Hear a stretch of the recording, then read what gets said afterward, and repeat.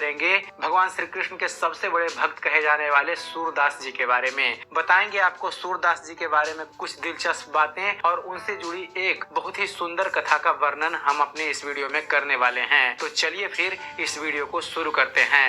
दोस्तों, बैसाख शुक्ल पक्ष संवत 1535 ईस्वी को एक दिव्य ज्योति के रूप में भक्त सूरदास जी इस पृथ्वी पर आए। जन्ममाद अर्थात अंधे बालक के प्रति पिता और घर के लोगों की उपेक्षा से धीरे धीरे उनके मन में वैराग्य आ गया और उन्होंने घर छोड़ दिया। फिर वे आगरा के पास रुनकता में रहे और फिर बल्लभाचार्य जी के साथ गोवर्धन चले गए। वहाँ वे चंद्र सरोवर के पास पारसोली में रहने लगे।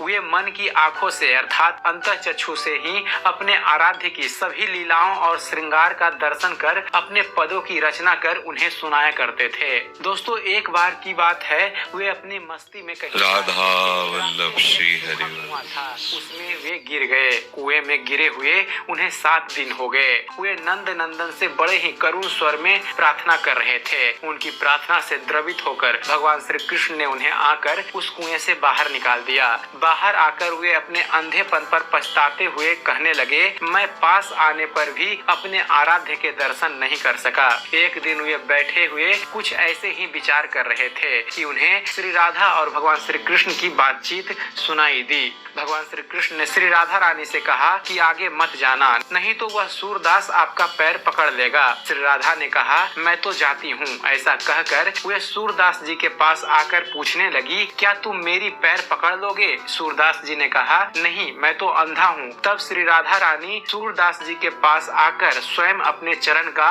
स्पर्श उन्हें कराने लगी। भगवान श्री कृष्ण ने कहा, आगे से नहीं, पीछे से पैर पकड़ लेगा। सूरदास जी ने मन में सोचा कि मेरे प्रभु श्री कृष्ण ने तो आज्ञा दे ही दी है, अब मैं क्यों ना श्री राधा रानी के चरण पकड़ लूं।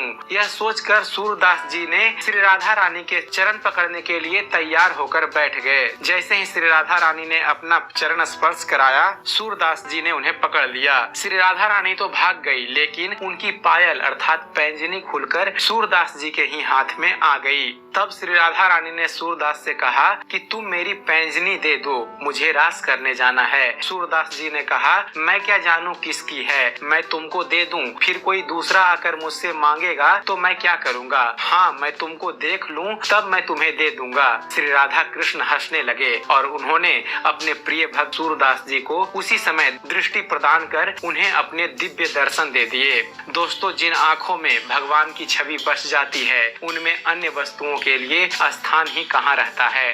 जिन नयनन प्रीतम बसियो तह कीमी और सहाय, भरी सराय रहीम लखी पथिक आप फिर जाए। अर्थात जिन आँखों में भगवान की छवि बस जाती है, वहाँ सांसारिक वस्तुओं के लिए कोई जगह नहीं रह जाती। जैसे सराय को भरा देखकर राहगीर वापस लौट जाता है। दोस्तों, श्री राधा कृष्ण जी प्रसन्न होकर सूरदास जी से कहते हैं, सूरदास, तुम्हारी जो भी इच्छा है वो हमसे मांग लो। तब सूरदास जी कहते हैं, आप देंगे नहीं। तब भगवान श्री कृष्ण ने कहा, तुम्हारे लिए कुछ भी अदेय नहीं है। सूरदास ने कहा, वचन देते हैं? श्री कृष्ण ने कहा, हाँ, अवश्य देंगे, तुम मांगो तो सही। तब सूरदास जी कहते हैं, जिन आँखों से मैंने आपको देखा है, उनसे मैं इस संसार को अब नहीं देखना चाहता। मेरी आँखें पुनः फूट जाए, ऐसा मुझे वरदान दीजिए। दोस्तों, अंधा क्या चाहता है? 2 आँखें, लेकिन आँखें अर्थात दृष्टि मिलने पर पुनः अंधत्व मांग लेना, यह सूरदास जी जैसा अलौकिक व्यक्तित्व का धनी ही कर सकता है। सूरदास जी के मन में भगवान श्री कृष्ण के सिवाय किसी दूसरे के लिए कोई जगह नहीं थी। दोस्तों, सूरदास जी की यह बात सुनकर भगवान श्री कृष्ण और श्री राधा रानी की आँखें छलछल करने लगी और देखते ही देखते सूरदास जी की दृष्टि पूर्ववत अर्थात फिर से वे दृष्टिहीन हो गए।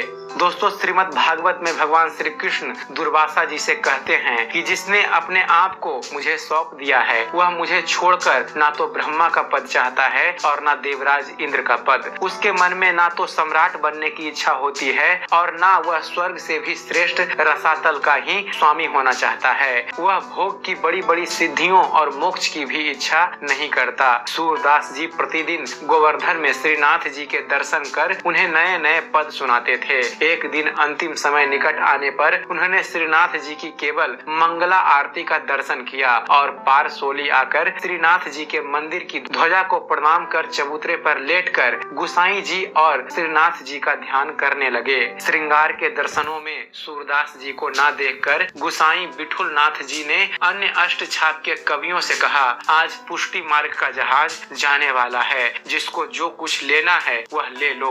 गुसाई जी सहित सभी लोग सूरदास जी के पास आए। गुसाई जी के यह पूछने पर आपका चित्त कहाँ है? सूरदास जी ने जवाब दिया, मैं राधा रानी की वंदना करता हूँ, जिनसे नंद नंदन अर्थात भगवान श्री कृष्ण प्रेम करते हैं। दोस्तों, सूरदास जी 95 साल की अवस्था में अपने आराध्य भगवान श्री कृष्ण और श्री राधा रानी की प्रार्थना करते हुए गोलोक को प्राप्त किया। फ्रेंड्स, गीता के 12वें अध्याय के 8वें श्लोक में भगवान श्री कृष्ण कहते हैं, हे अर्जुन, तू अपने मन को मुझ में ही स्थिर कर और मुझ में ही अपनी बुद्धि को लगा। इस प्रकार तू निश्चित रूप से मुझ में ही सदैव निवास करेगा। इसमें किसी प्रकार का संदेह नहीं है।